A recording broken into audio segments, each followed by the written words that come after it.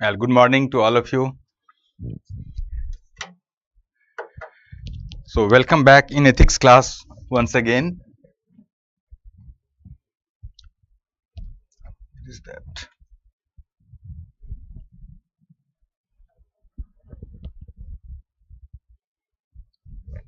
Just a minute.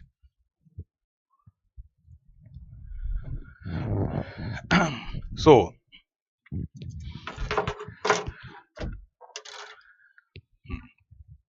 thank you. So, in the previous time class that we have met a few days earlier, as far as I remember, we had started to do with the social influence.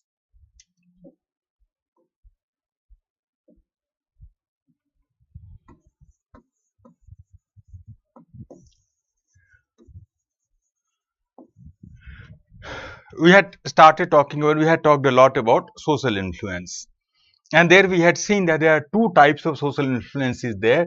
First was called conformity, which we have discussed a lot, I think, in our class. Particularly, we have talked about a special type of conformity that is called normative conformity. And we have also talked about, I think, as far as I remember, that a special type of a special subtype of conformity that is called minority influence. So, and the second type of social influence that I had mentioned was called obedience. So, this is what I think we had talked about there. And as far as I remember, you can correct me if my memory is not that good, that we had discussed conformity in detail, we have discussed normative conformity, and finally we had discussed the minority influence also. Obedience is a topic that we have to cover. We did not cover in the last section, last time when we had met. So, today first of all we will talk about obedience as an important part of important type of social influence. So, briefly we will talk about, we do not have that much of, you can say, scope here to study obedience as a whole topic, though it is a huge topic. But briefly we will talk about obedience and its importance in the social life or the organizational life of the people. So, let us talk about that now.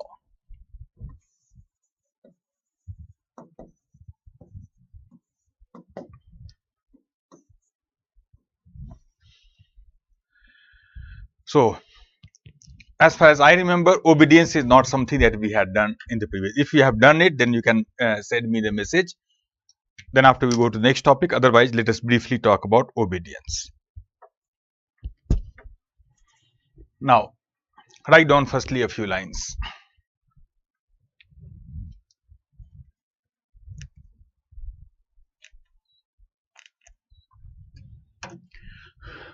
Obedience is a process.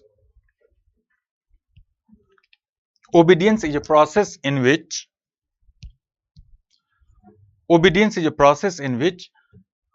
we change our behavior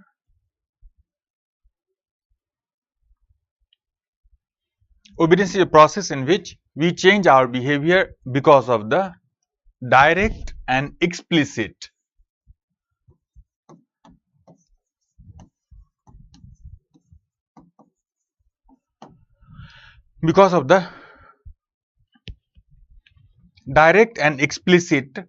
command,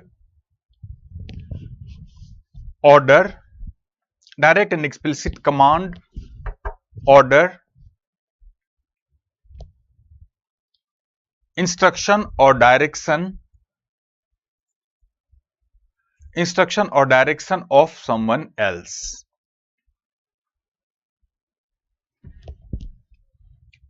Direct and explicit command, order, instruction or direction of someone else.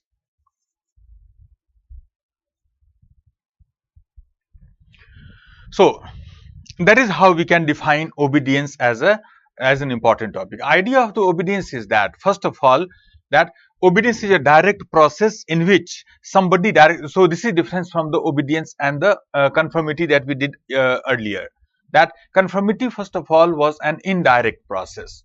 So it was indirect process. Nobody directly tells us to do something. There is some situation is created in which we automatically start doing what other person maybe they want from us. That in the case of obedience, it is a direct process, explicit process, when somebody directly tells us to do something and then we simply do that. And that direct telling might be in the form of an order, a command, instruction, direction, or maybe even request. When somebody directly tells you do this and then you do that, then you are obeying to that person. Particularly when that person who is giving us the command is in the position of some authority. Though authority is one important incidentary factor here, the obedience is that when somebody tells us and we do it, that is it. But normally it is the command given by somebody in authority, like a senior, like a teacher, like a parents, like an government official, for example, a boss. So that authority should be there. So when somebody tells us to do something and then after we simply do that, then that is what we call the obedience. Obedience is write down further. Obedience is a natural human process.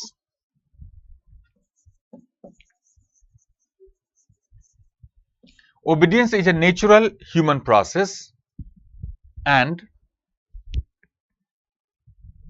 it is also a valued trait.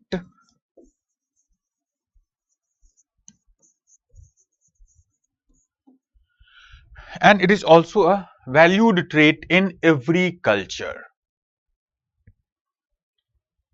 And it is also a valued trait in every culture.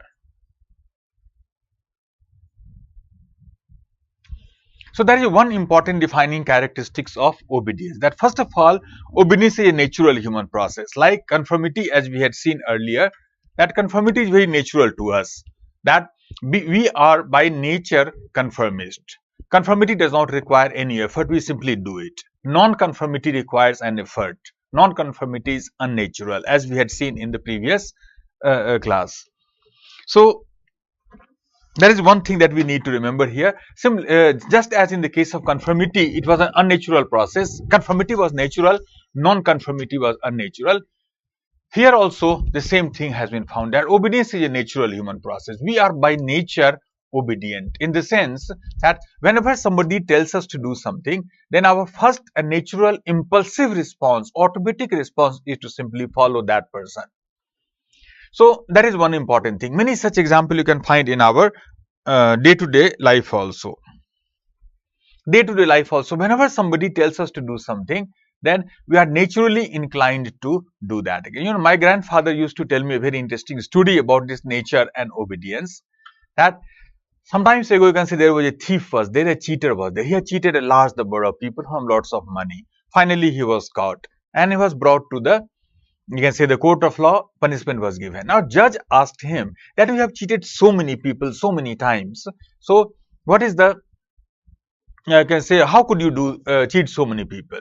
Then this cheater said, the person told the judge, no, I did not do anything, cheat anything. I simply asked people to give me the money and they simply gave it to me. What to do? Judge was surprised. What do you mean by this thing? You ask for money and people give it to you. How can you say so? Now, the thief told the judge, I can give you evidence for that also. I can show you for that also. The judge said, okay, give me the evidence. Then suddenly he waited for a few seconds. Then after, he just asked the judge that, do you have 1 rupee coin in your pocket? Judge said, yes, I have. Give it to me. Judge asked, why do you want this 1 rupee coin from me? Give it to me first, I will tell you. So 3 times he said, please give it to me, give it, I will tell you, I will tell you. And the judge took that 1 rupee coin out of his pocket and gave to that thief. Now this thief said, this is how I asked you to give me the money and you gave me the money. See what most people do that. So most of the often you can see when somebody cheats you, then they are not doing any forcing. They simply ask you to do something. You must have seen, for example, that you go to a shop, for example, salesman is there and the salesman keep on insisting, please buy this, sir, buy this, buy this, buy this. You don't want to buy it, but so many times he insists upon that. He directly tells you by, you can say, looking at your eye maybe directly, and you simply, and at the end of it, you end up buying it. Later on, you regret that I should have said no to that person. But in front of that person, when that person insists from you, then you ultimately buy. That is a type of cheating in the way. So very often it happens that when somebody cheated online, for example, somebody makes a call to you and keeps on pressurizing you, telling you that please transfer that money to this account.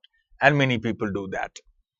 There is no force, there is no compulsion. But even then, well, somebody directly tells us to do such a problematic thing also, like giving your money to somebody. Most often we do that. Most of the cheating happens because people are obedient by nature. That is one thing that we have found there. So obedience is a very natural human process, that whenever somebody tells us to do something, then our impulsive response is to simply follow that. Not to obey. Disobedience is unnatural. Disobedience requires an effort. It requires a thinking. That is what has been found. Not only that, that along with being a cultural trait, it is a valued trait in natural trait. It is a very valued trait in every culture. Every culture puts a very high premium, very high value on obedience. In our culture, you know that since the childhood itself, we are told so many times that in our family, we are told obey your parents, obey your elders. In the school, we are told obey your teachers, obey your authorities in a way. So we are often told by the other authorities to obey all the time. When you go to the office, for example, workplace, then obey your seniors, obey your boss. When you are on the road, obey the traffic red light, obey the police, obey the government official. So since the childhood itself, so many times we are told to obey, that ultimately this that natural trait that we have, it is culturally becomes much more stronger by the cultural reinforcement. So the both nature and culture, well, combined together to create a very high level of obedience in us as a human being. So it is, we are born by obedient tendency, and this obedient tendency is often strengthened by the cultural reinforcement in every culture. That is how you can say obedience becomes such a strong, such a powerful thing in us. Now, obedience is not always bad. We are not saying that it is a bad thing like conformity also. Change the paragraph and then after write further.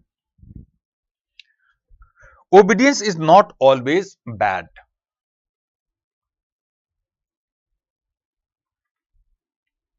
Obedience is not always bad.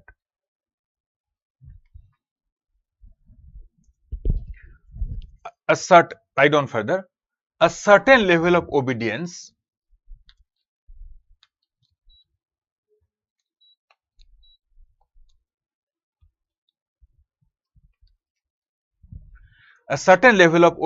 is necessary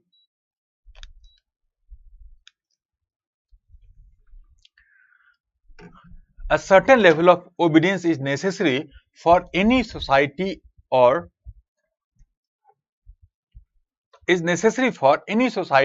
organization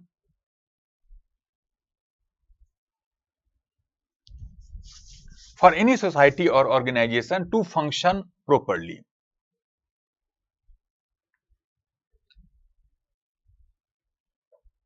For any society or organization to function properly. Write down further. Depending on the nature of the work,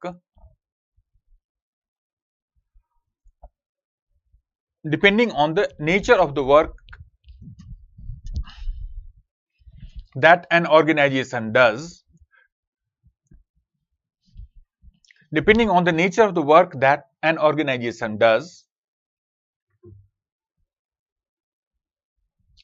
different organizations, write down further, different organizations require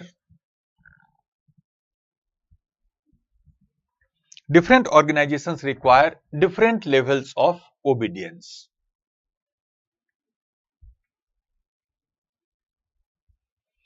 Different organizations require different levels of obedience.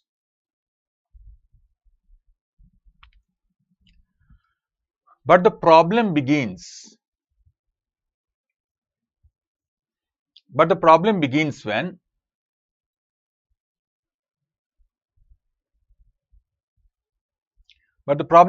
when we cross the But the problem begins when we cross the limit of obedience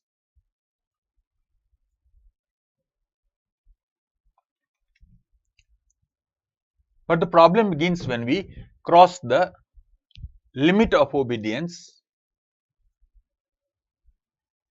and keep on obeying. When we cross the limit of obedience and keep on obeying even when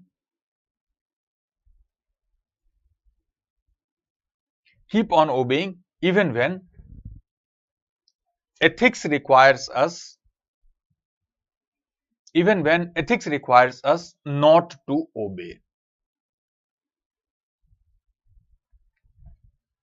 Even when ethics requires us not to obey.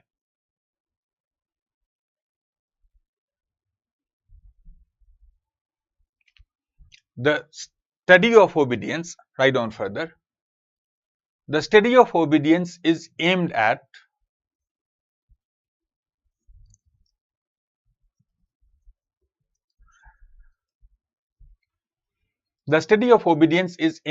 understanding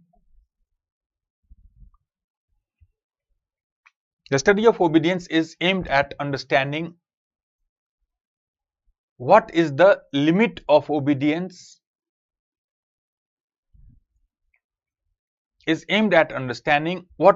limit of obedience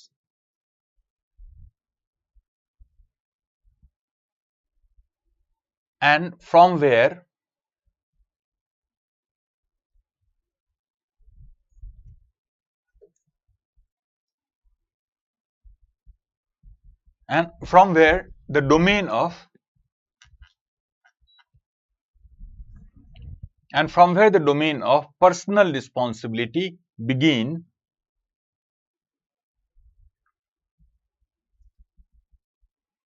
and from where the domain of personal responsibility begin and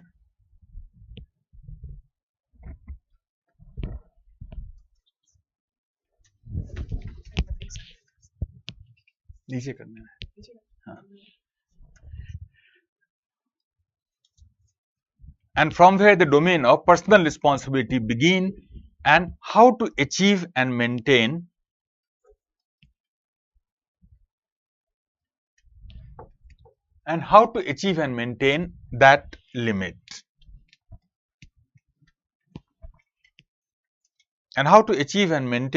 that limit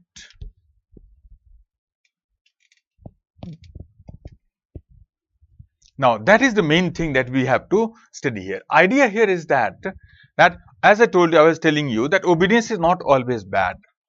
That obedience is a very important part of any organizational life, any social structure, any society. Without obedience, no organization can ever function. Without obedience, no society can ever exist. Without obedience, no system can actually work. Just think of it that suppose, for example, in a family, if the children stop obeying their parents, then do you think, or a spouse stop obeying their the other spouse within their domain of obedience, then do you think that a family as an institution can ever exist? Of course not. In the school, for example, if the children stop obeying their teachers, for example, then do you think that a school can ever exist as an organization, institution after that? Of course not. So the idea here is that no organization can, no office can work, no organization can work if people do not obey their seniors. So obedience is a very important part of any social structure, any organization, any system. Without obedience, no organization can exist, no society can ever function. So that is very important. We are not saying that it is a bad thing to do, that if you obey somebody then you are doing wrong. No, that's not what we are implying here. Obedience is a very important part of any social life. But the problem begins, or before that, if you look at organization, then depending on the nature of the work that an organization does. What is the work that organization does? Well, different organizations require different levels of obedience. Some organizations, for example, require low level of obedience, and some, I will give you some example of that shortly. And some other organization requires very high level of obedience. So depending on what is the nature that organization's work has, well, some organizations require high obedience and some organizations require less obedience. That is something that we have to understand. That is the main thing that we have to understand in this topic. Because the problem begins when we cross the limit of obedience and keep on obeying even when ethics requires us not to obey in that case. That is where the problem is. So, study of obedience, though I will not go into the study of obedience in more detail, but lots of study has been done in the field of obedience for the last 50, 60 years, 70 years. Most important work perhaps was done by Stanley Milgram, the authority experiment that he did, electric shock and all. So, many such experiment has been done in which it has been found that the you can say the every organization we can actually manage. The main purpose of such a study of obedience is to understand what is the limit of obedience and from where the domain of what we call personal or moral responsibility actually begin. What does that mean? It means something like this. Think of it. Suppose, for example, this is the range of human behavior. Everything that you do can be put somewhere on this line, somewhere. I will just see the meaning of that line shortly. This is the range of human behavior, all of human behavior. Now, from this point of view, we can see that there can be two types of behavior. There are two domains of human behavior. Let's call the left domain as the domain of obedience. Domain of obedience. They are those actions in which we don't think. Somebody tells us to do that and we blindly follow that. Your parents tell you to do something and you simply do that. Your teacher tells you to do something, you simply do that. Your boss tells you to do something, you simply do that rather than questioning or thinking. That is the domain of obedience. We all have certain actions which we blindly follow. Somebody else tells us and we blindly do that. That is domain of obedience. On the other hand, let's call this domain, the rest of the action, we call that as domain of personal or moral responsibility.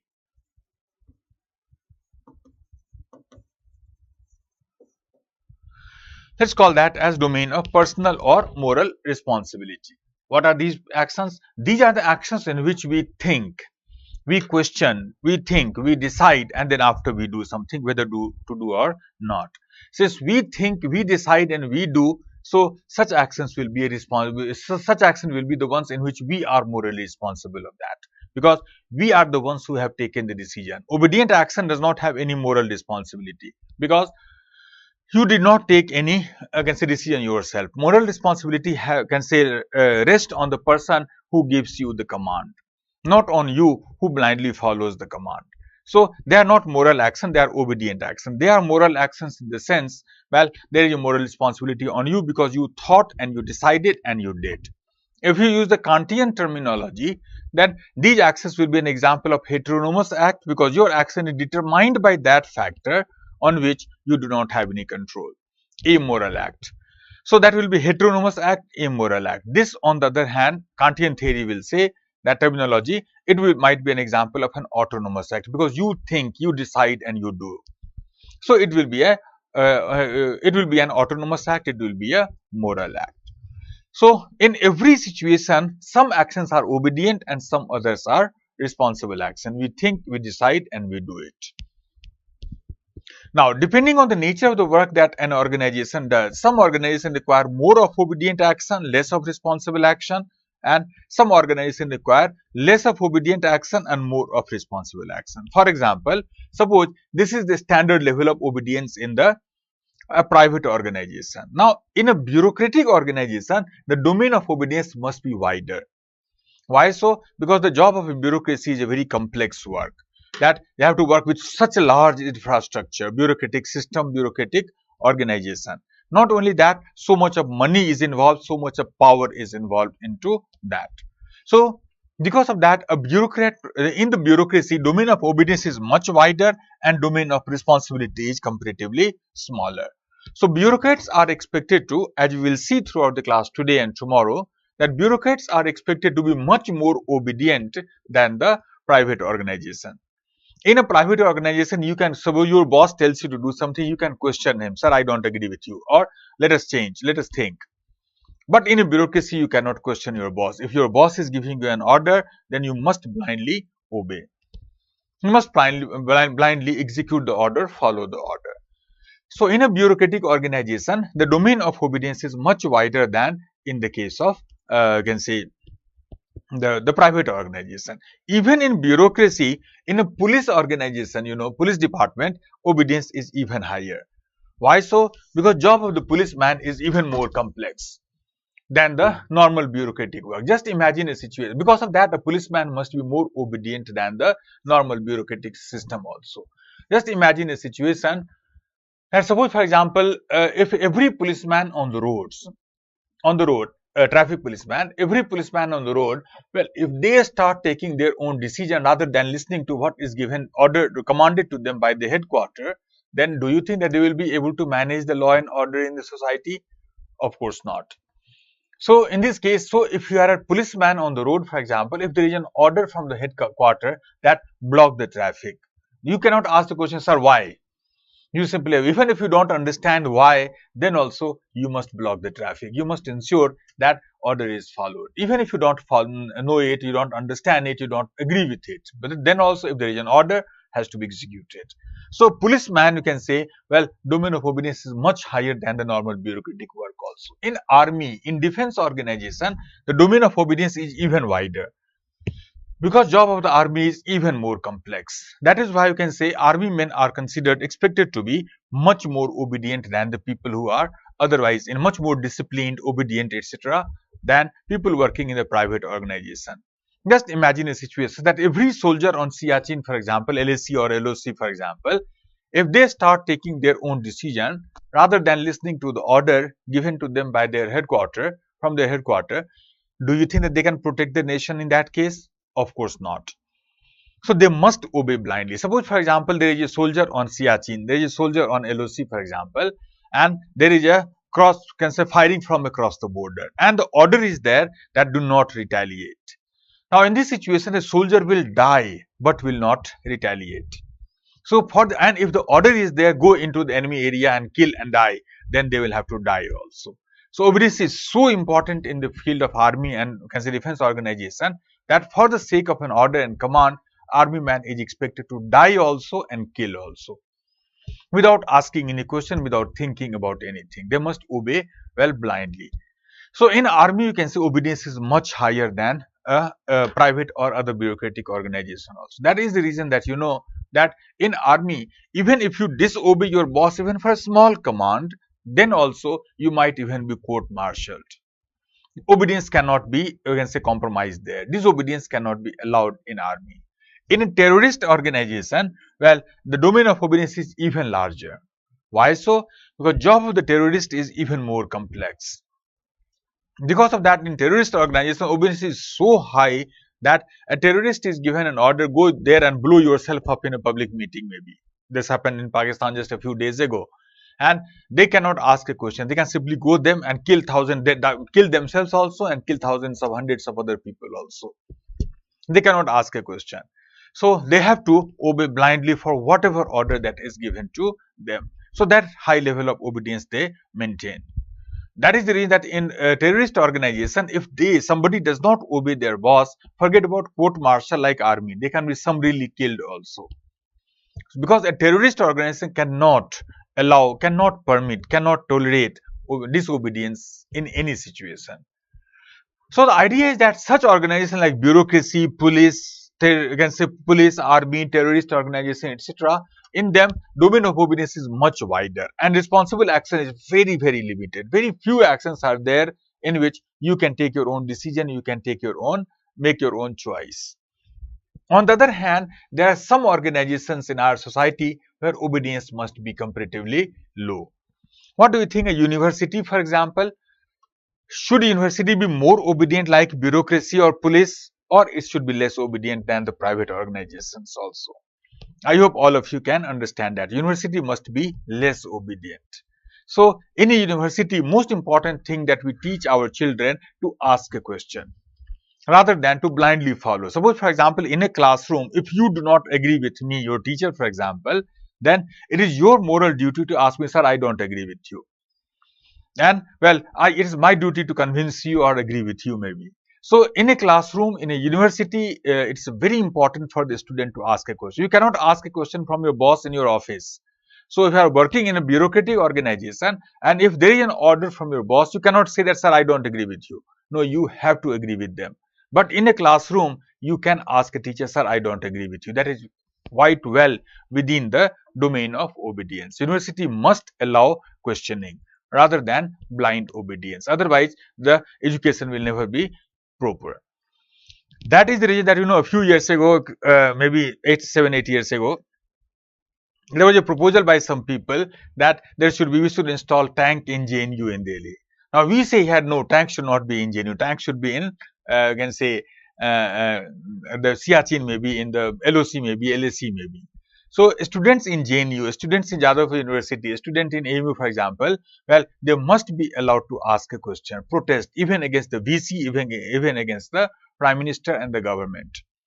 Only then that critical thinking ability will come up, otherwise they will become blindly obedient zombies. So university must be less obedient in comparison to many bureaucratic organizations. Media, for example, what do you think? Media, should the media be more obedient like bureaucracy or police, or it should be less obedient than that to the government? I hope all of you know the answer. Media must be very less in obedience. In media, we can say the most important job of media is to ask questions from the government, not to follow the line of the government or obey the government. So media must be much less obedient, and that is a major problem that many people find in media today. That Indian media has become more like a question, you can say, the spokesman of the government rather than the questioning disobedient organization. So the idea is that every society requires some organization, particularly a democratic society requires some organization like bureaucracy, police, army, etc., where obedience is much higher. And every democratic organization also requires the university, many civil society organizations or BDI, etc., that must be less obedient. They also play an important role in the society. Less obedient organization and more obedient organizations also play an equally important role in the society. So that is the important thing about obedience. So depending on the nature of the work that an organization does, some organizations require high obedience and some organizations require low obedience. Now the study of obedience is basically aimed at understanding what is the limit of obedience and how can we achieve and maintain that limit. Suppose, for example, what I mean here, the last line that you wrote there is that, suppose, for example, you are posted as the head of an organization.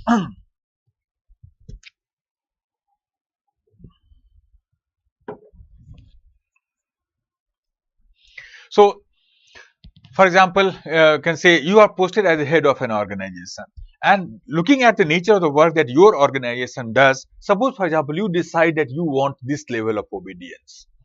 But also suppose that you find that most of the people in your organization are much more obedient than they should be. They are highly obedient.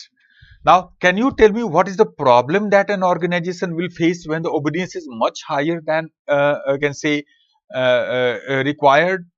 I hope that many of you may have thought about it. If obedience is more than what is required, then it will reduce innovation.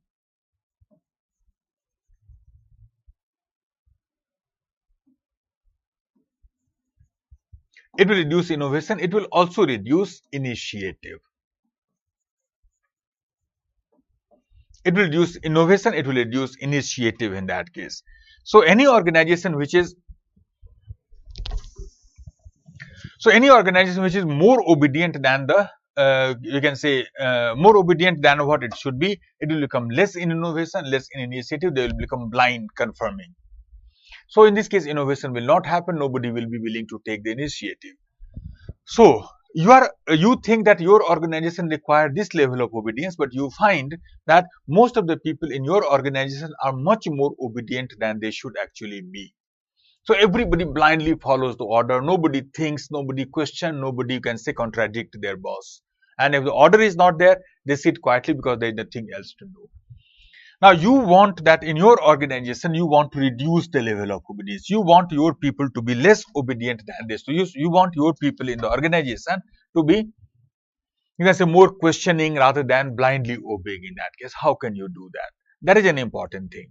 On the other hand, suppose, for example, you decide that this is the level of obedience that you want in your organization, but you find that people are less obedient than they should be.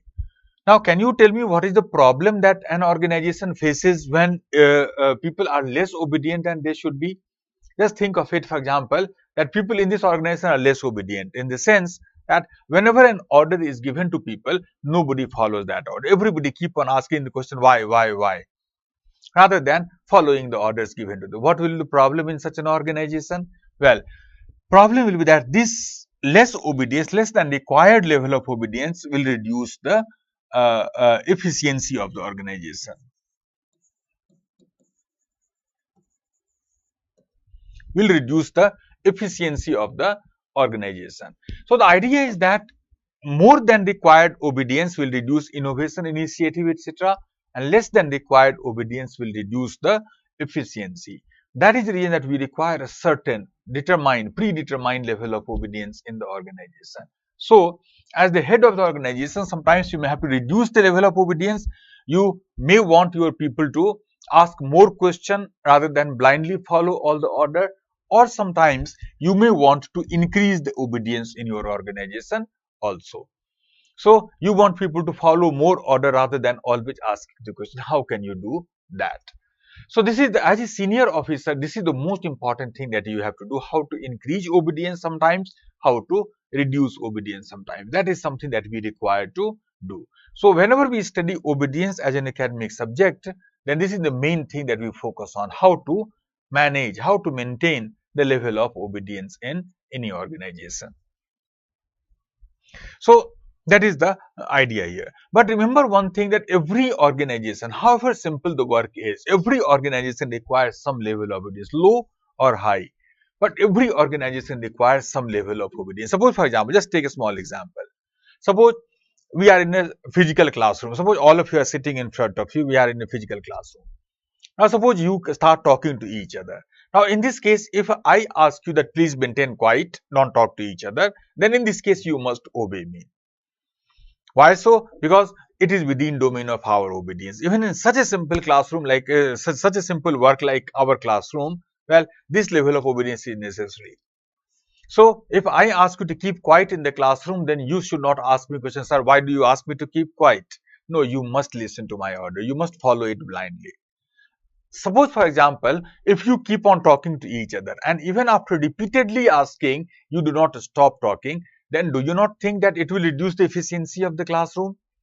Of course, it will reduce the efficiency of the classroom very, very low. So, in a classroom, if a teacher asks you to keep quiet sometimes, then it's very important for you to obey. But this is only that level of obedience. Suppose, for example, if I ask you to slap the person sitting beside you, how many of you will obey me in that case? Now, many students in my class, physical classroom, they say, sir, I will do that, some of them at least. In such a situation, well, if you obey me and slap the person sitting beside you, then that may be wrong. In this case, it is your duty to ask me a question, sir, why do you ask me to slap somebody? It is not necessary. Keeping quiet is necessary, that is within our domain. But slapping somebody in the classroom because teacher tells you to do that, well, that may not be necessary. So, in this case, it's very important that you ask a question, sir, sir, we will not do that. Suppose, for example, you blindly obey me, you slap the person sitting beside you, then also remember there will be personal responsibility. After the classroom will be over, there will be responsibility. That person whom you slap in the classroom will ask you, now tell me, sir is gone. And instead of one slap, you will get 3 slaps in return. So, question will be asked from you. But if you stop talking to your friend in the classroom because your teacher tells you to do that, then, well, nobody will ask you a question, why did you stop talking? That is within the domain of, within the domain of obedience in our class. So, the idea is that every organization, depending on what is the work, is simple like classroom, low obedience, or you can say bureaucracy or police or army, etc., that is high obedience. So, that is how it is required. So, this is what is the main thing that we have to study in the we have to understand in the study of obedience. Now, can you tell me, I hope that in the previous class I had talked about the story of Adolf Eichmann. Can you tell me what was the problem with the people like Adolf Eichmann? Well, I hope that many of you may have thought about it. The main problem with Adolf Eichmann was that he and people like him during, can say, Nazis rule in Germany, they become far more obedient than they should have been.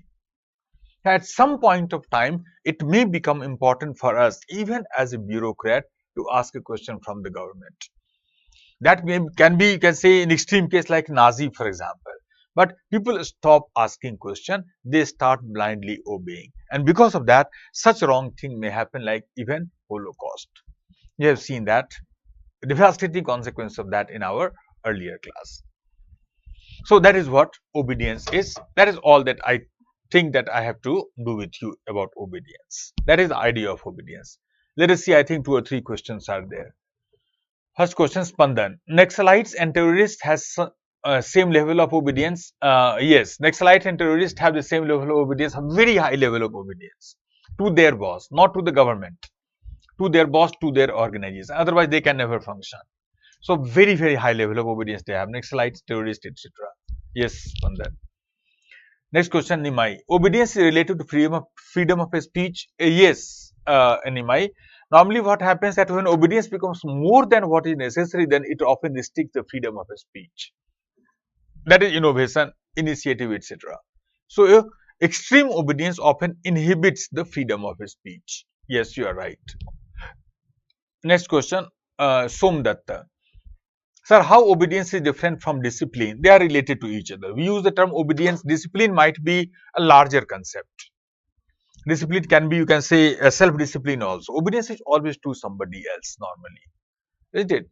So, but they are very similar. For practical purposes, you can see both of them are same. You can say discipline can be a larger thing, a little vague also sometimes. Obedience is more specific, more clear in the sense that somebody directly tells you to do that and you obey that person. One-to-one interaction is there in obedience. In discipline, one-to-one may not be there. So that can be the simple difference.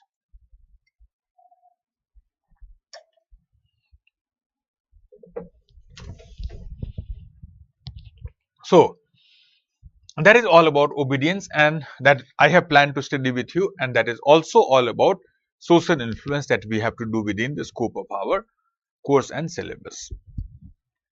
Now, next important topic that I would like to talk about is, write down, attitude.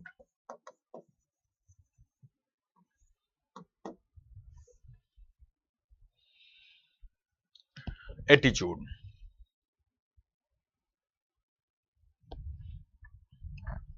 Write down a few lines firstly. Attitude is a more or less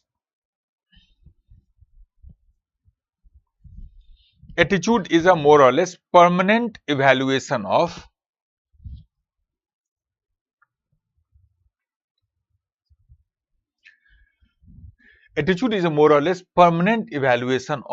an attitude object. This is how you write it, attitude object, attitude hyphen object.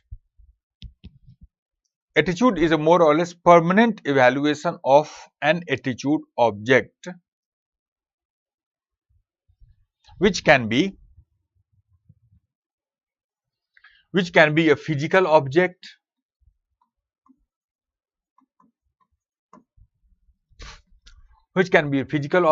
or an idea, a person, a place, an event, an ideology, etc., etc. Attitude is a more or less permanent evaluation of an attitude object, which can be a physical object, an idea, a person, a place, an event, an ideology, etc., etc. Now, that is how we can define attitude simply. The idea here is that if you look at our life again, our mind in such a manner, in a way, then almost everything that you see around, every object, every person, every event that you experience, every idea that you have in your mind, our mind has a sort of permanent evaluation of that, whether this object, well, is it good or bad, right or wrong, desirable or undesirable, favorable or unfavorable, acceptable or unacceptable, etc. So our mind always stores that evaluation. That evaluation which is stored in our mind is what we call the attitude. For example, if I ask you this question, let's take a small, can say, poll. If I ask you this question, that how many of you think that, say, Narendra Modi is not a very good Prime Minister for a country like India?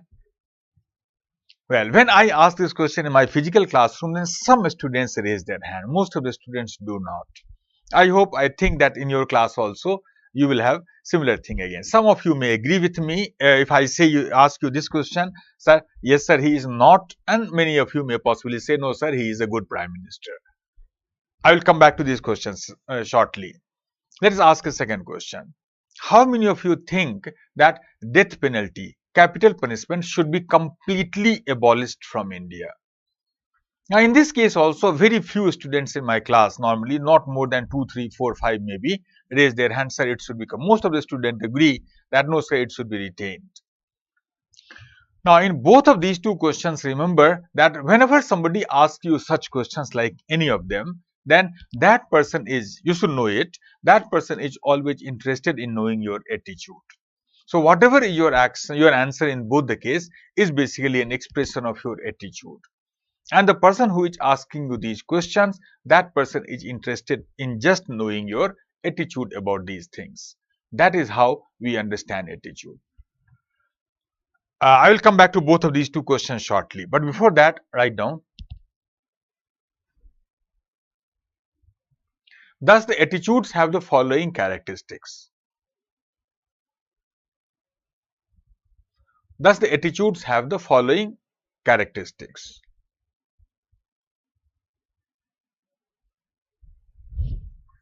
First one, they are always directed towards some attitude object. They are always directed towards some attitude object.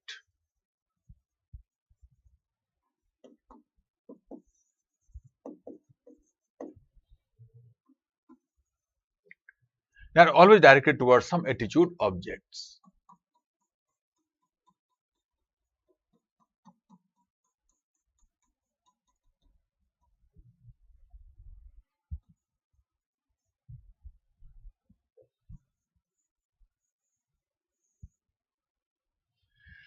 So, there is a first important thing about attitude that we need to remember. The idea here is that whenever we talk about attitude, attitude must be towards something, attitude object. So, for example, both the questions that I asked from you, that how many of you think that Narendra Modi is not a very good Prime Minister for India?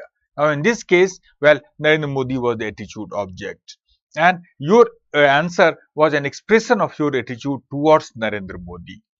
Similarly, in the second question, that how many of you think that capital punishment, death penalty, should be completely abolished from India? Then, well, in this case, death penalty was the attitude object. So, we were interested in your attitude towards death penalty or about Narendra Modi as a Prime Minister of a country like India. So, idea is that every attitude must be directed towards something. Some people often use the attitude in a very loose manner. They simply say that his attitude is very good or his attitude is very bad. Technically speaking, both of these two sentences are meaningless. Both of these two sentences are meaningless in the sense that when we say that his attitude is very, very good, then, well, this word itself does not convey any meaning. It is a meaningless statement in a way. Attitude means what? We all have good attitude towards something and we all have bad attitude towards something else. So, to say that his attitude is good in itself is meaningless. So, but when we say that his attitude is good, then we implicitly assume that his attitude towards most of the things in life is good, or other people, whatever you can say. You have some implicit assumption in that case. But we normally say that as an educated person, whenever we use the term attitude, you must specify that this attitude is towards what? What is that attitude object? And further, depending on what is that attitude object, we can have various types of attitudes. Like, for example, we can have political attitude, we can have moral attitude, we can have religious attitude, we can have economic, materialistic attitude. So, we can have various types of attitude depending on what is the attitude object in that case. So, political attitude, for example, the first question that I asked you, for example, well, Narendra Modi, is he a good prime minister or not? Now, that was basically a political attitude, your answer.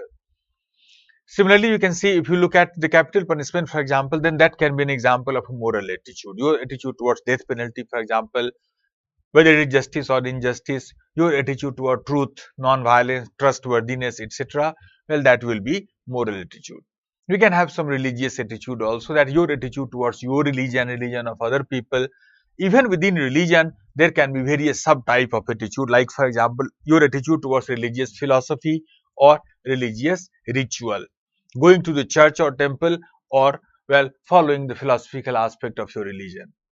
So that can be various. The idea here is that depending on or your economic attitude, your attitude towards money, for example, your attitude towards the market, for example, that can be the monetary attitude, economic attitude, financial attitude. So the idea here is that depending on what is the attitude object, there can be various types of attitudes in us. So that is one important thing that you need to remember. Attitudes are always directed towards something or the other. Number one. Number two, write down further. They always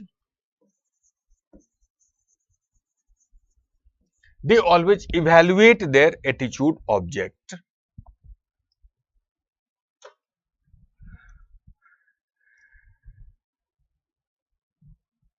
They always evaluate their attitude object, and thus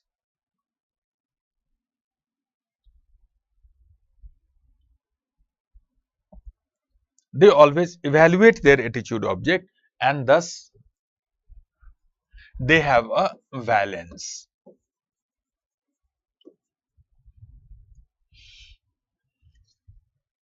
And thus they have a valence.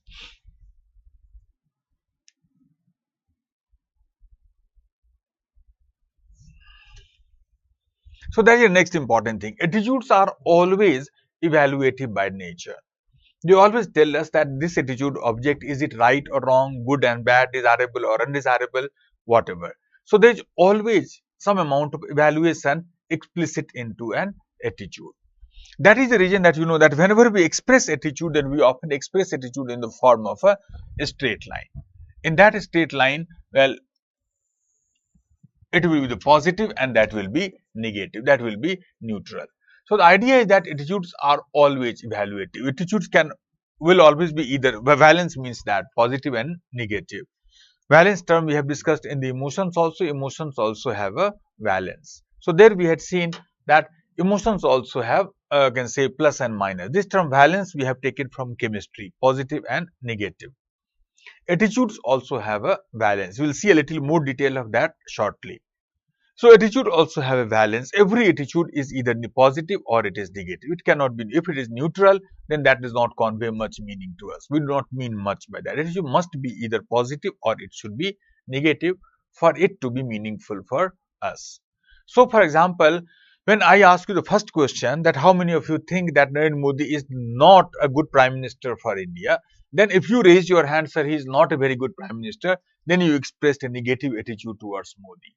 That if you say that he is a good prime minister for India, then your attitude towards Modi was positive. Similarly, if you think that capital punishment, death penalty should be completely abolished from you, if you agree with my proposition earlier, then your attitude towards capital punishment is negative. But if you don't agree with my proposition, then your attitude towards capital punishment would be positive, that you think that it should be retained. It will be positive attitude. And if you think it should be abolished, then it will be a negative attitude. So the idea is that attitude must be either positive and negative. That is the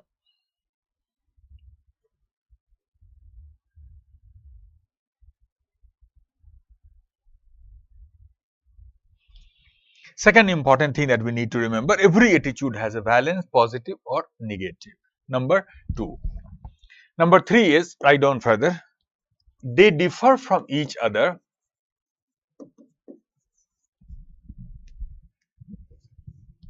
They differ from each other in terms of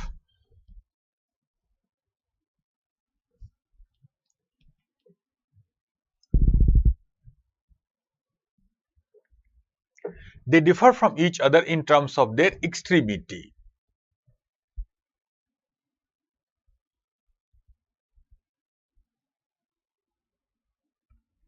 They differ from each other in terms of their extremity. Now that is the next important thing. Attitudes are always about extremity, more or less extreme. So idea here is that if you look at this line of attitude, then well, most of our attitude, because as you remember that we have a large number of attitude in our mind. Almost everything that you see around you, you have some attitude towards that. So we have a large number of attitude, maybe hundreds and thousands and maybe hundreds of thousands of attitudes in our mind. So we have a large number of attitude, but most of the attitude that we have, they are less extreme. They are less extreme in a way. Why are they less extreme? Because well, we are not that particular about our attitude. Suppose for example, think of it. Suppose for example, every time when you go to the market to purchase a pen for yourself, with which you might be writing right now, suppose you purchase the same brand of pen all the time. How many of you are an example of that? Perhaps most of you would be an example. All of you must have, most of you at least must have your favorite brand of pen. So when I was a student also, then also I had a favorite brand. Reynolds was my favorite brand. So all of you must have your own favorite brand of pen. So if you purchase same brand of pen every time, then it means that your attitude towards that particular brand of pen would be positive, but it will be less positive, less extreme. Why so? Because one day if you do not get your brand of pen, that does not mean that you will not write anything on that day. You might use some alternative brand also, because it is less extreme. Or suppose for example, every month you purchase the same brand of toothpaste in your groceries for example, then it means that your attitude towards that particular brand is positive. But it will be less extreme, because one day if you do not get your brand of toothpaste, then it does not mean that you will not brush your teeth on that day. You might still brush your teeth and buy some other brand. Now it is less extreme. So most of such attitude, like your attitude towards your pen or your toothpaste for example, many other things might be less extreme. But about some attitude, well, we are more extreme. Some of the political attitude for some people, religious attitude for many people, moral attitude also towards some people, they are very extreme. So moral attitude of Mahatma Gandhi for example toward truth and non-violence will be extreme. Or some people are extremely, you can say, ideological, political ideologically, you can say, aligned. Such people's attitude might be very strong, you can say, in the form of their extremity in a way. This is one problem that I find with Narendra Modi type of leaders, because I have seen it by personal experience that most of the people who support Narendra Modi, for example, most of the people's attitude towards Narendra Modi is extreme. So most of the people who support Narendra Modi, well, they are extreme supporters. They are extreme supporters, and we often call them as Bhakt, Modi Bhakt type of thing. On the other hand, the people who are opponent of Modi, critique of Modi, they are extreme critiques also. They are called Modi haters. So, in a way, you can say Modi has polarized the nation, divided the nation into two extremes, political attitude. And such polarizing figures are not very good for a democracy. Democracy is not about polarization. Democracy is more about moderation in the attitude. So Modi is a polarizing figure. Indira Gandhi was another example of such a polarizing figure. She was also a polarizing figure strongly. Her supporters, for example, were extreme supporters. You must have heard such slogans of that time, that India is Indira and Indira is India. So her supporters were such an extreme supporter, they started equating Indira with India.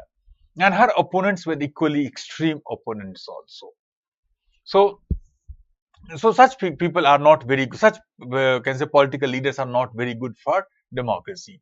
During Indira Gandhi's time, also you know that we had democracy had the lowest, I can say, phase in India. We had emergency then, and today also you see that the status of our democracy today. So such people are not very good for democracy in a way. That reduces democratic tendencies or democratic credential of a nation. But idea is that some people have very extreme attitude towards many things, and such extreme attitudes play a very, very important, much more stronger, important role in our lives. So that is what one thing that we can understand. Extremity is another important factor that defines an attitude. The fourth important factor is, write down, they are motivational. They are motivational. They have a, write down further, they have a tendency to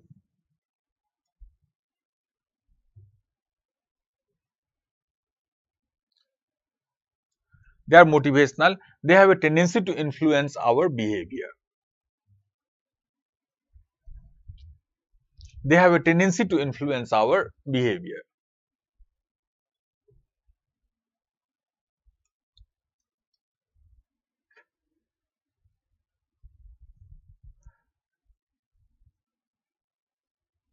So that is the next important. Attitudes are always, though we will talk a little more about that in the next topic also, but attitudes are motivational in the sense that they have a tendency to change our behavior, to influence our behavior. Suppose, for example, if you have a positive attitude towards a particular brand of pen, then it will influence your shopping behavior.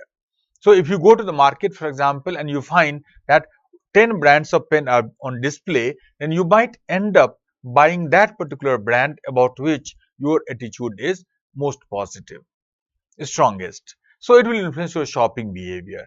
If you have a strong attitude towards Narendra Modi, for example, then it will influence your political behavior, your voting behavior, that you may likely. So if you think that he is a good prime minister, then you may more likely be, you can say, motivated to vote for him in the next election.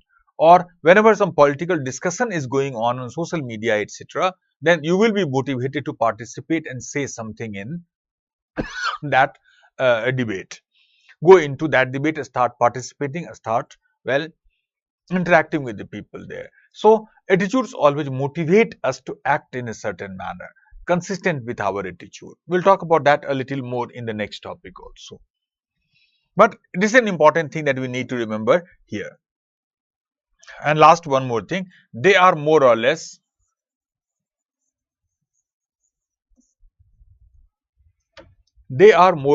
permanent.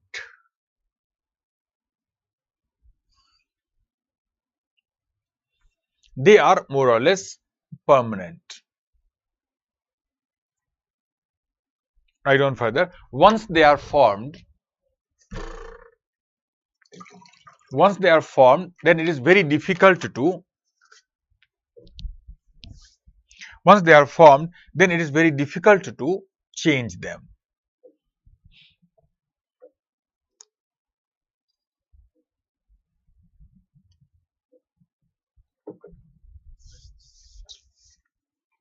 Once they are formed, then it is very difficult to change them.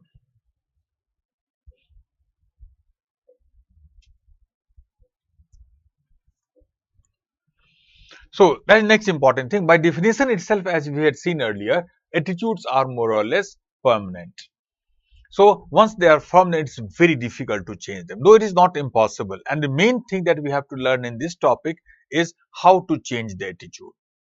So it cannot be, it is not impossible to change them, but it is very difficult. And as a prospective civil servant, it is one of the most important thing that you have to learn is to learn how to change the attitude of the people. Because as a civil servant, the most important job that you have to do is to change the attitude of the people towards various things. We'll see the examples of that shortly. But this is one important thing that we have to understand, that they are more or less permanent. So these are the 5 important things that we should remember about the attitude object. That it is directed towards an attitude object, it is evaluative in nature, it is extreme or less extreme, it is motivational, and it is more or less permanent. So these are the things that define attitude as a psychological construct. I think there is a question. Nimai, attitude towards attitudinal object are not often related to personal likes and dislikes. Yes, Nimai, it is related to the personal likes and dislikes. We will see in the next topic how. Now change the paragraph, then after write further next important topic. The structure of attitude.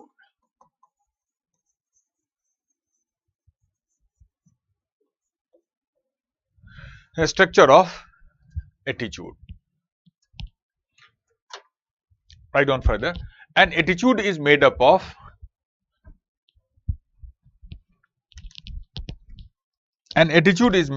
three components.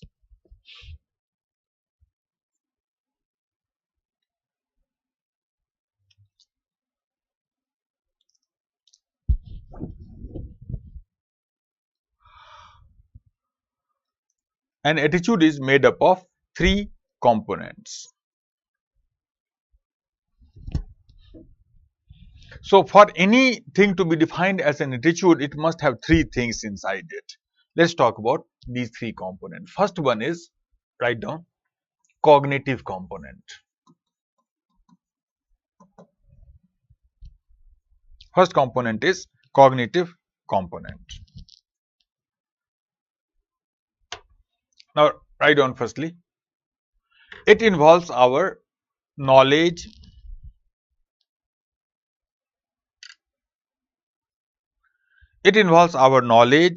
information,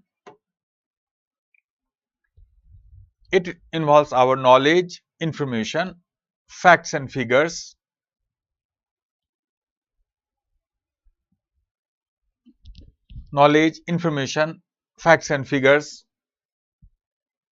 logic, reason, or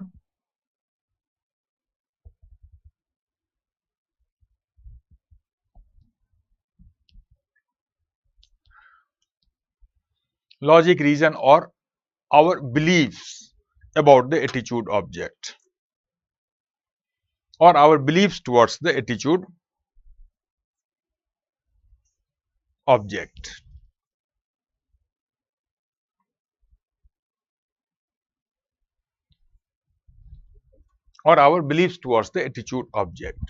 So that is what a cognitive component essentially is. The idea is that about every attitude object we have some information. Cognition is about that information, knowledge, belief, etc. It is basically about knowledge related. What do we know? What do we know about the attitude object? Cognition means what? Cognition means understanding. It is related to the understanding of the thing. So that is about the cognitive component. Idea of the cognitive component of attitude is that suppose for example, this is your attitude. Let's take the same example that I have been talking about. Suppose your attitude towards Narendra Modi as the Prime Minister of India. Now, suppose for example, you are a supporter of Narendra Modi, and if you think, suppose that Narendra Modi is a good Prime Minister for a country like India. Now, in this case, what happens? That why do you think that he is a good Prime Minister for a country like India? Well, you must have many information about that. You must have many facts about what you think makes him a good Prime Minister. Suppose, for example, these are all the positive information that you have about Narendra Modi that makes you to think that he is a good Prime Minister for India. And suppose these are the minus information, negative information about. Of course, you must be having some negative information about also him, that what makes him bad. So suppose in this case the plus is more than the minus. So in this case, of course, you are a supporter of Modi, for example.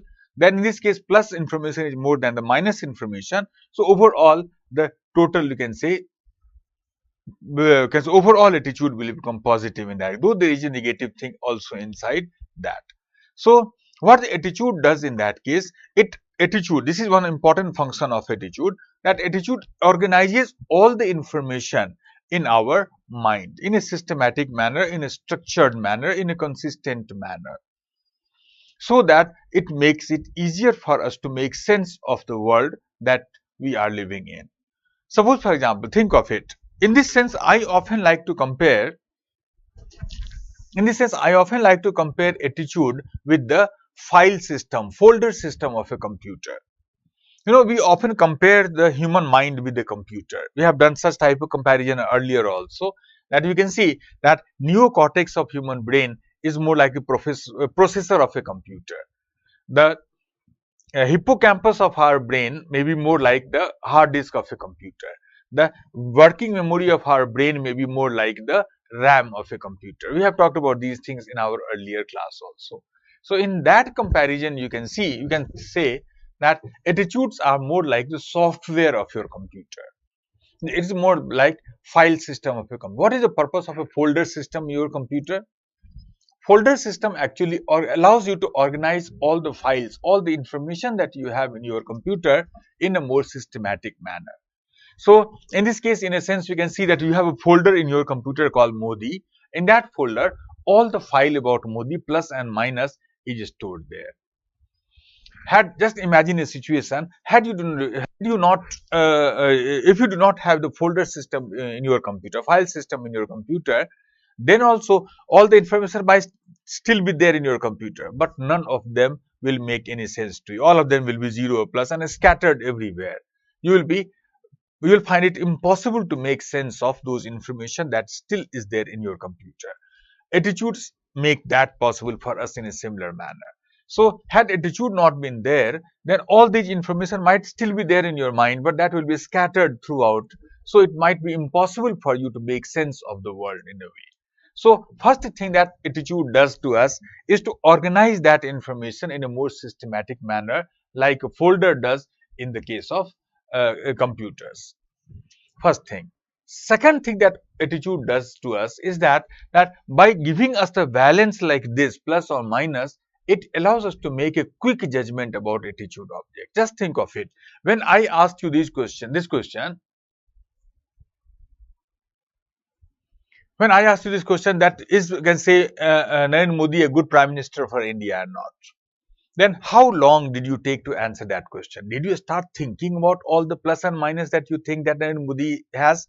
Of course not. You did not think about it. It appeared that the moment I asked you this question, answer was already there in your mind. It simply popped out and you said, sir, I support him or I don't.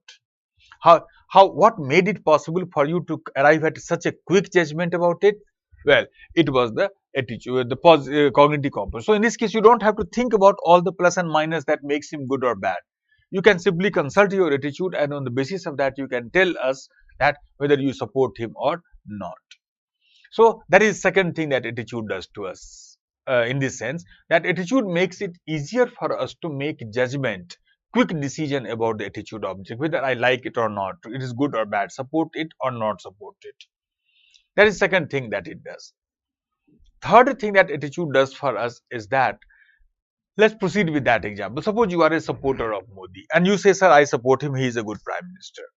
And then suppose I ask you that, why do you think that he is a good prime minister? You must have some reason for that. Then after, suppose for example, you tell me that, sir, there are 10 reasons for which I think, suppose you come out with 10 arguments in favor of Modi, which makes you to think that he is a good prime minister. How is it that it is so easy for you to come out with that information?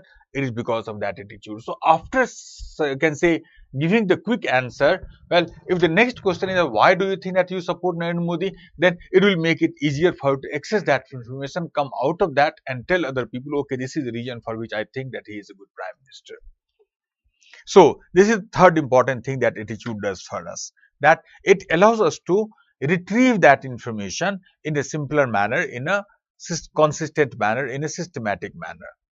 Second important thing. But attitude does another fourth important thing also. Suppose for example, let's proceed with that example further.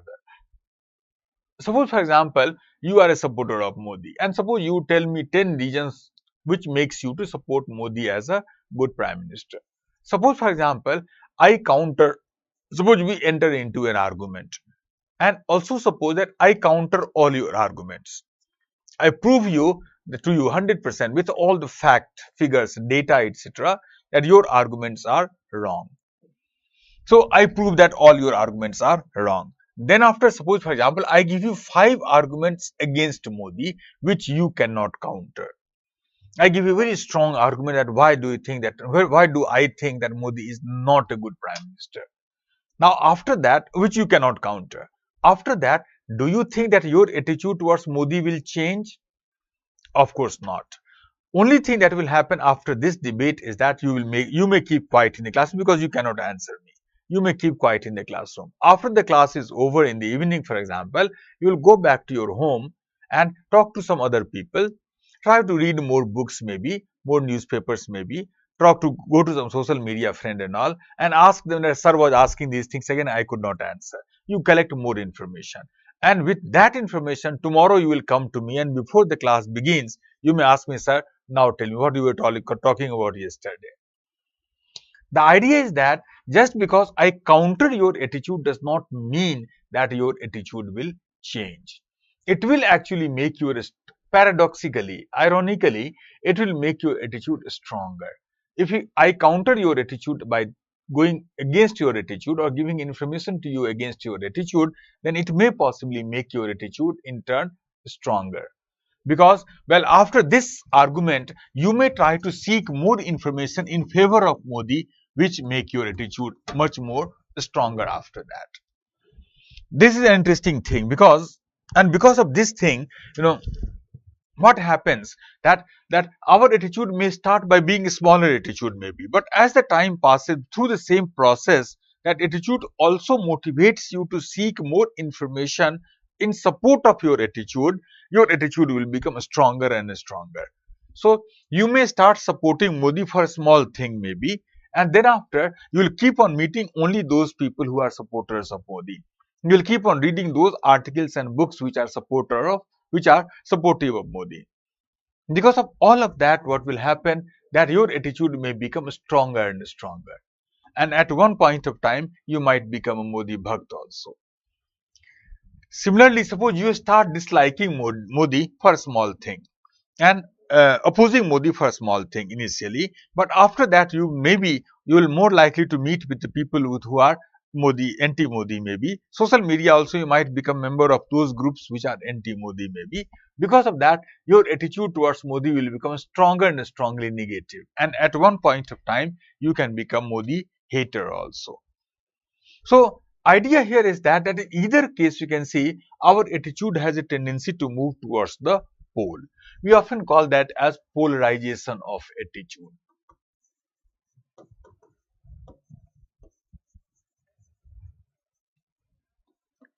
Polarization of attitudes often have a tendency to become more and more polarized. It has a tendency to become more and more extreme, both positive or in the negative direction. So this is what attitude's cognitive component actually does for us. So finally, you can see that attitude in cognitive component term does four important things for us. First of all, it organizes all the information in a more systematic manner. Number two, it allows us to arrive at a quick judgment about attitude object. Number three, it allows us to access that information more easily. And number four, it motivates us to seek more information about the attitude object consistent with our attitude. Because of that, it has a natural tendency to become self-reinforcing, self-confirming, and becomes stronger and stronger as time passes. Our attitude often have the tendency to become more and more polarized. That is the reason that we often say that in order to keep your attitude more moderate, it's very important for you to be careful about polarization. So meet the people who are opposite to your attitude. So if you are a supporter of Modi, then do have somebody in your friend circle who is Modi critique. Or if you are a critique of Modi, then you must have somebody in your friend circle that will make you who will be a critique of Modi. That will keep you more towards the moderation rather than towards the extremity, towards the pole. So all of these things are basically related to the cognitive component. First, a very important component of the attitude. Then after, second important component of attitude is, write down further, affective component.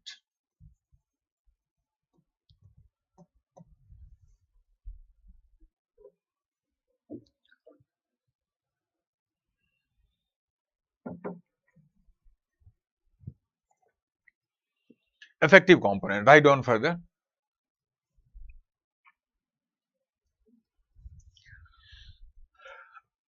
It involves our emotional reaction towards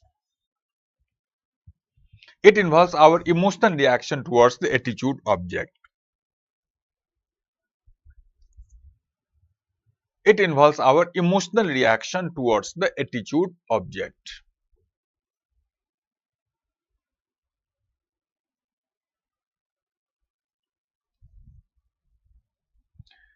So affective basically means, affect means emotion. So affective component is not about what we know, it is more about how do we feel. How do we feel about the attitude object? So that is the feeling related component, that is the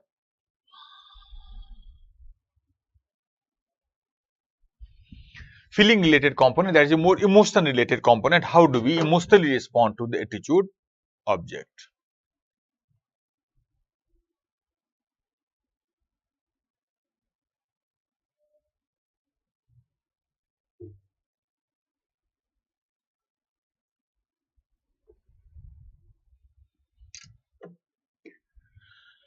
So, how do you feel about that? Every attitude has emotional component, feeling related component. Suppose, for example, your attitude towards that particular brand of pen that you buy every month, every time, is positive. It means that whenever you look at your brand of pen, then well, you will feel good finding your brand of pen. So that will make you feel good also.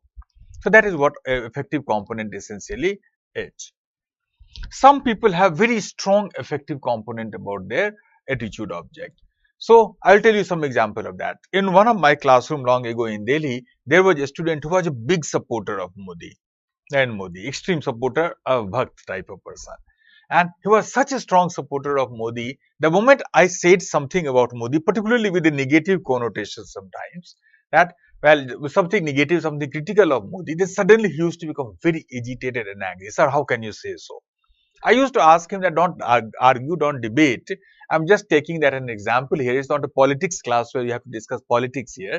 I'm just taking an example. But the moment you take a name of Modi with negative connotation, he used to become so angry and start discussing so much and debating, disturbing the class so much that I had to take 5 minutes in order to calm him down in the classroom. So much so that after some time, I actually stopped taking name of Modi in the classroom, because the moment you take the name of Modi in the classroom, your 5 minutes are gone. Now, I would say that this student had very strong affective component about his attitude, in his attitude towards the Modi. Some people, suppose some supporters of Modi, when you say something against them, then they argue with you. That will be cognitive component. And some people will become angry at you. That will be affective component. So when you argue, debate and discuss calmly without emotionally disturbed, being much emotionally disturbed, then your cognitive component is much stronger. But if you start getting angry and irritated, or can say the disturbed, then it means that the affective component is much stronger in you. Affective component is much more powerful than the cognitive component.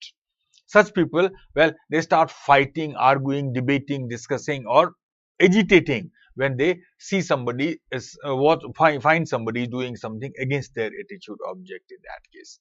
But remember, everybody has an affective component. Without affective component, attitude will become something else, not attitude. That is the second important component. And then there is a third component also. Right on further, behavioral component.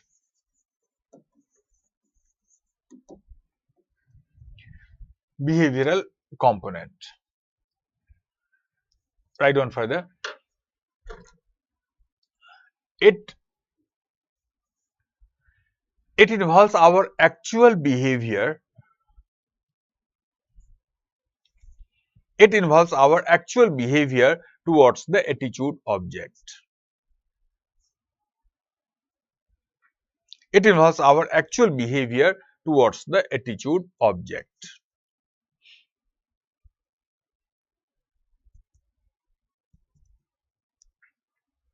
Actual behavior towards the attitude object. So, idea is that every attitude has an behavioral component in the sense that it basically involves not what do you know, how do you feel, but it is about how do we behave. It is also about how do we behave. Behavior is another important aspect of the attitude object here. So, for example, if you can say, if you there is a particular brand of can say pen, for example, about which your attitude is positive, then it will influence your shopping behavior. If you go to the market, then if 10 brands of pen are there, you may end up buying that particular brand about which your attitude may be positive. It will influence your behavior also. So, every attitude has a behavioral component as well, and our understanding of this is something that's very important for you as a prospective civil servant to understand. Because once you know the attitude of the people and their behavioral component, the strength of their behavioral component, then we can make a much better planning about some disturbance or some, I can say, the administrative work in your area. We'll see some examples of that shortly. So the idea is that every attitude must have these three components, and we call this model of attitude as ABC model. We call that as ABC model. Every attitude must have ABC. A means affective, B means behavioral, and C means cognitive. Some people also call it CAB, cognitive, affective, and behavioral, but I prefer the term ABC. And the idea here is that these three components of attitudes are not very separate and different from each other. All the three components of attitude, well, are very closely related to each other. Idea here is that these three components of attitude influence each other. They are influenced by each other as well. So A influence B and it is influenced by B as well. B influence C and C influenced by that also. And well, A influences C and it is influenced by that in return. All this. So it's not that these three components are independent of each other in our mind. These three components interact very closely with each other, and there is internal dynamism between them. It's a dynamic concept in that sense. Change of any one has an impact on the other also. That is also that has been found in our research here. That is the next important thing that we have to remember. So that is this understanding leads to the next important topic also. How can we change the attitude of the people? Now this is how the attitudes are related to each other. If any of the three is missing, then that thing will become something else. It will not remain an attitude. For example, if there is only C component is there, cognitive component, A and B is not there, then that will not be an attitude. That will become a simple opinion. Suppose, for example, if I ask you that was Boris Johnson a good Prime Minister for Britain or not? You might say yes or no. But that will be only an opinion because you do not have an attitude towards, you don't feel that strongly about Boris Johnson being or not being the Prime Minister of Britain. So there is a maybe. So that may not be your attitude. But about Narendra Modi, you don't have an opinion. About Narendra Modi, you have an attitude because all the three components are there. So that is one thing that you have to understand, that what that attitude is.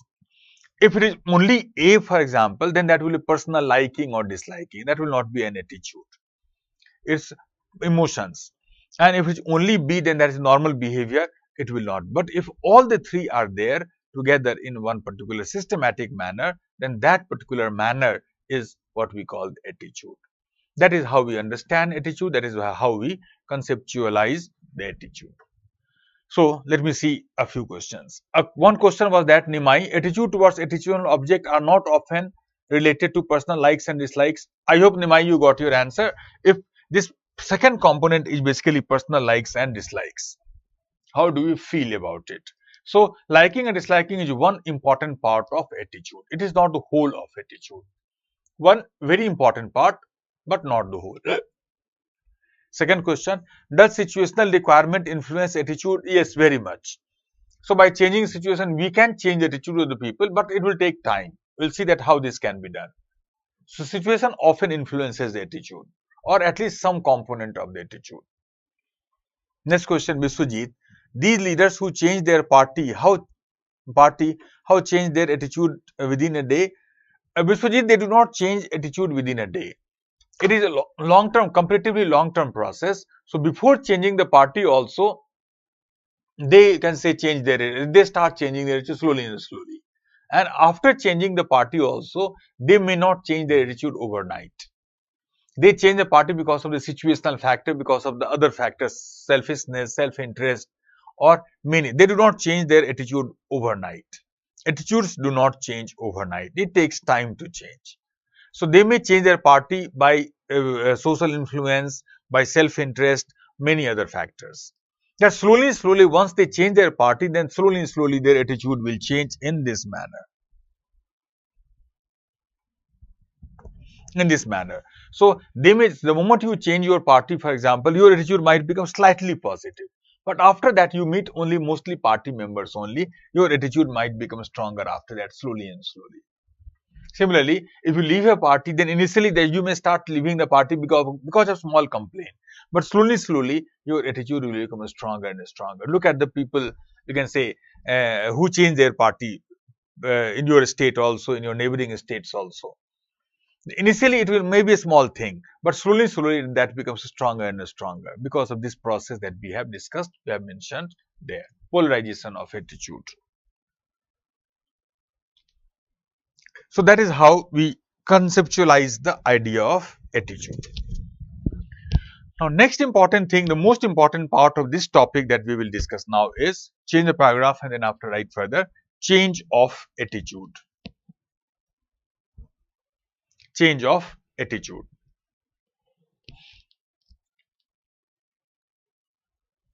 There are various methods of changing the attitude that the people have thought. I will not discuss all of them in my class, but one important thing that we will discuss in the class is the persuasion.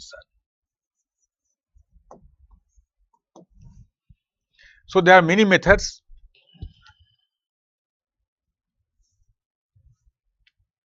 Sunanda, sir, we sometimes use a phrase like he has attitude problem. Is it somehow linked with the topic we are studying? Yes, to an extent, Sunanda. As I told you that to say simply that he has an attitude problem, then it is not a very meaningful sentence in itself. But here we often mean that this person has, well, very strong attitude towards himself, maybe egoistic person maybe. Some people have very strong attitude towards themselves, that is, I am all in all. That may be attitude problem. Second thing that also means that it may be that person does not change his attitude very often. He is very rigid in his attitude. That may still be the meaning of that. But this is not a very meaningful sentence that he has an attitude problem. We have to be more specific about what is the meaning of that attitude problem.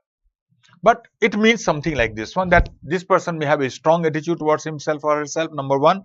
And number two, that this person does not change his attitude very often, very easily.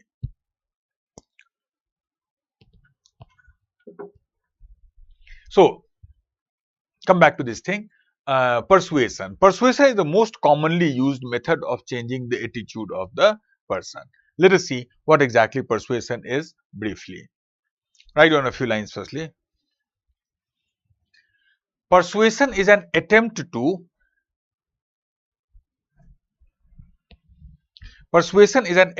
change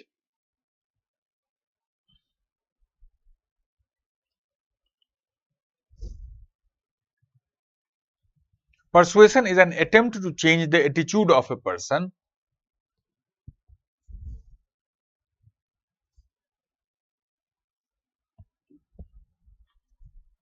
Persuasion is an attempt to change the attitude of a person by sending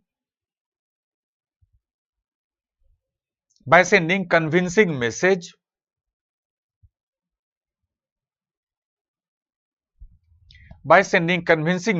in an effective manner. By sending a convincing message in an effective manner.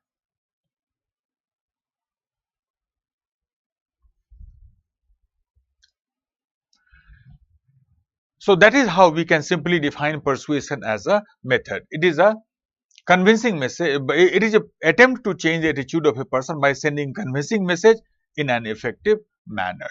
Now, before we talk about these definition again, let us go back to a little historical aspect of persuasion. Because historically, if you can see that the most important research in the field of persuasion was done during and after the Second World War. There is a story behind this concept, its development in the field of psychology. What happened that towards the end of the Second World War, when the war had already ended in European front, Germany had surrendered, Hitler had committed suicide, Italy had surrendered, so war had ended in Europe. But war was still going on Asian front, Japan was still fighting the war. So that was the time when many young recruits in the US Army, they started losing motivation to fight the war. They thought that war was important in Europe because Europe was much closer to them geographically as well as culturally.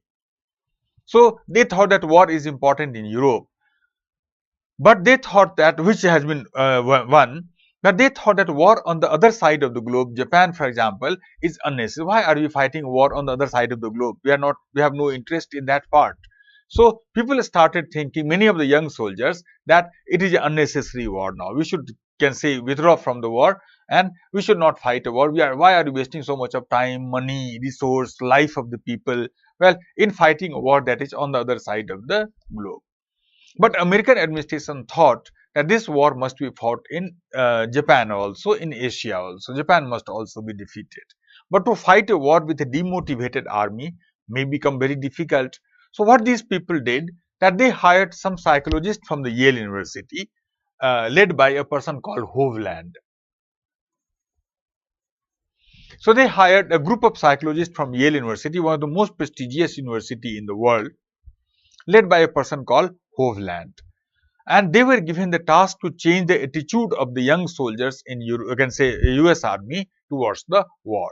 Now these people went to army camps and all, and they did something, and they were successfully able to change the attitude of these soldiers towards the war. Then after war ended, and after the end of the war, these same people were given lots of money, resource, etc., and they were asked to go, you can say, to their university and do research how persuasion can be actually done. And whatever we are going to talk about now is the result of that research. Since most of the research about persuasion was done at the Yale University, so sometimes we also call persuasion as the Yale approach. It is also called Yale approach because most of the research, important research in this area was done at the Yale. So we also call this as Yale approach. Now Yale approach is one of the very important approach to change it, and Yale approach, as you will see shortly, is the basis of advertisement industry today, multi-billion-dollar industry. So whole advertisement industry today is based on the Yale approach, because remember, advertisement is always an attempt of persuasion. Advertisement, any advertisement that you see, is always an attempt to change your attitude towards towards something or the other. And think of it, how many times you are targeted by such advertisers. Every time when you see, persuasion is so common, so pervasive. So for example, well, whenever you look at your television, for example, advertisement on your television or advertisement on your social media, Facebook, Twitter, etc., or every time when you read a newspaper and see an ad there, or every time when you look at a billboard, at a hoarding, for example, on the road, etc., well, you are being targeted by somebody who is trying to change your attitude towards something or the other. So persuasion is a very pervasive phenomenon. Every day, hundreds and thousands of times, we are target of the persuasion of somebody. And in most of the people who target us to persuade about something or the other, they often use the Yale approach. So Yale approach is a very useful approach, very commonly used approach in the field of persuasion, changing the attitude of a person. So let's talk about a little how this Yale approach can actually work. Change the paragraph and then after write further. The success of persuasion depends on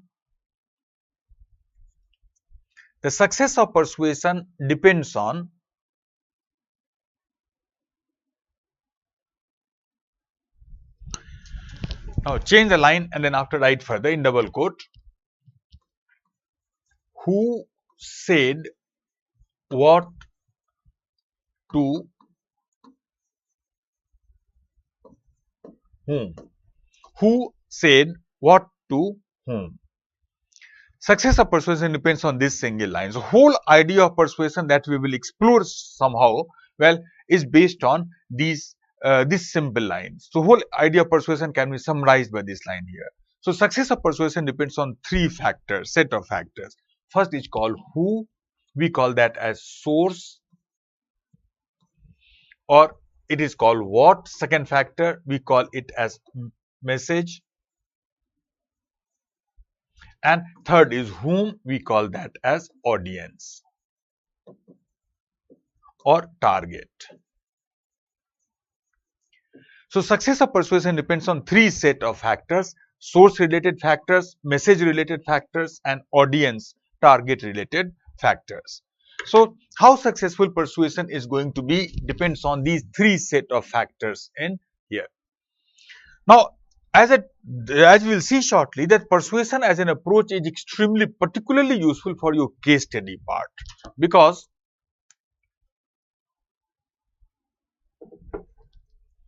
as I told you earlier also, that as a prospective civil servant, one of the most important work that you have to do is to change the attitude of the people. So, and that is one important part of your case study maybe. So, we will discuss a little of that this idea of persuasion with reference to a case study. So, let's talk about one case study. How can we use persuasion to answer such a question? Suppose, for example, there is a question in your exam, case study. Question is that you are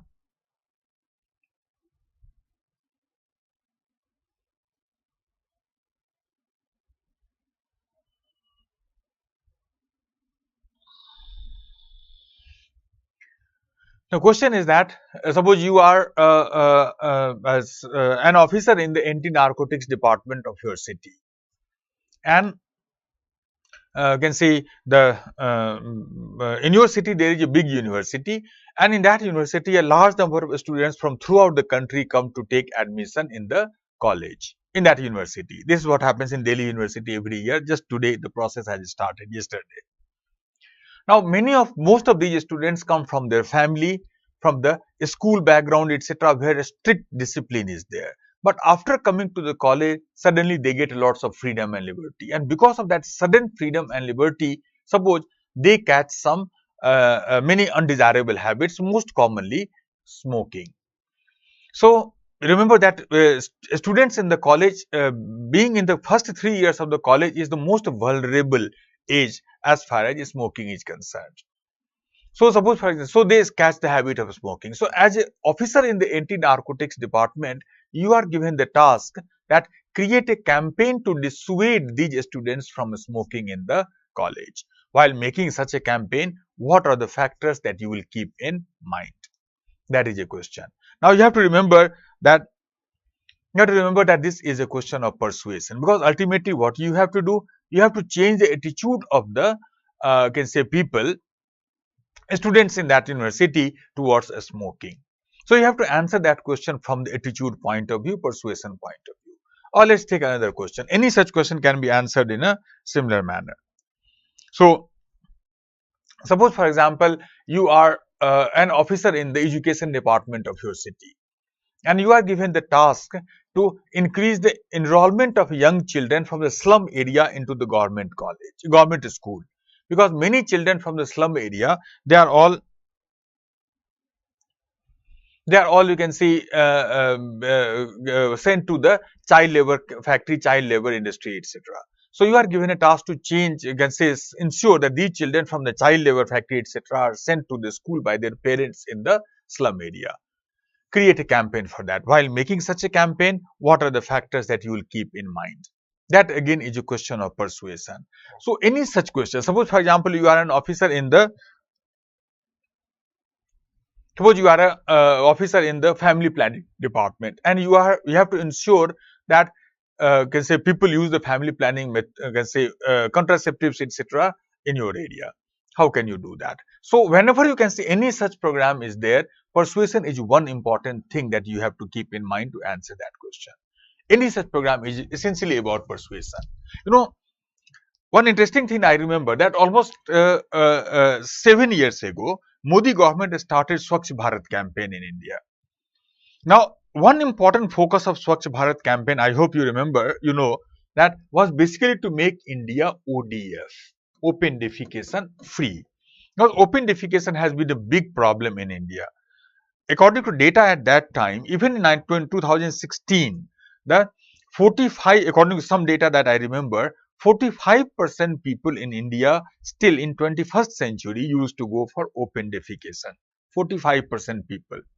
So, a large number. So, open defecation was a big problem in India. So, one important focus of Swachh Bharat campaign was to make India open defecation free.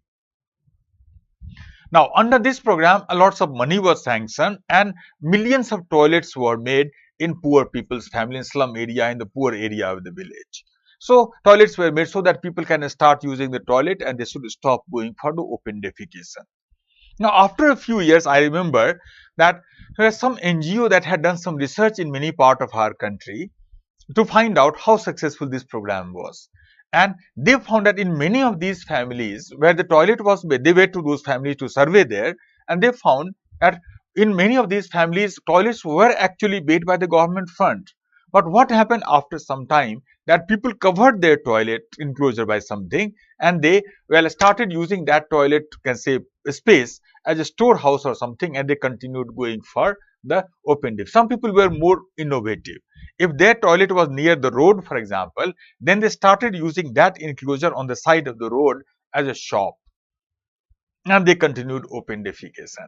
Now the question is that just by making a toilet, do you think that you can actually change the behavior of the people? Of course not. Whenever you have to make such a program successful, then we say here that you must work at two levels. At the first basic level, you must talk about infrastructure. You must talk about infrastructure. So if you want to make ODF program successful, then you must make a toilet, number one. You must ensure that water is available. Number two, you must also ensure that waste disposal happen appropriately. All these are infrastructure problems that must be done. But that is a necessary thing, not sufficient. Along with infrastructural thing that you should create, you must always try to bring about the change bring about some sort of attitudinal change. Attitudinal change in the people as well. That is another important, because if you do not change the attitude, then just by making toilet, if you think that you are going to make the program successful, then you are mistaken. It is not going to happen. So you must make toilet and change the attitude after that. Any such program. If you want to make education program successful, then you must make a school. You must ensure that the children get midday meal properly, books properly, uniform properly. All these things must be given. But along with that, you must change the attitude of the families towards education. If you do not change the attitude, then just by making a school, you are never going to succeed. So whenever such program comes up, then it's very important. If you want to make a family planning program successful, you must create infrastructure, healthcare center, easy availability of contraceptive, etc. But at the same time, you must also ensure the change of attitude of the people as well. So for any such program to become successful, you must talk about infrastructure as well as attitude. And as far as attitude is concerned, persuasion is the only thing that you can possibly use for that.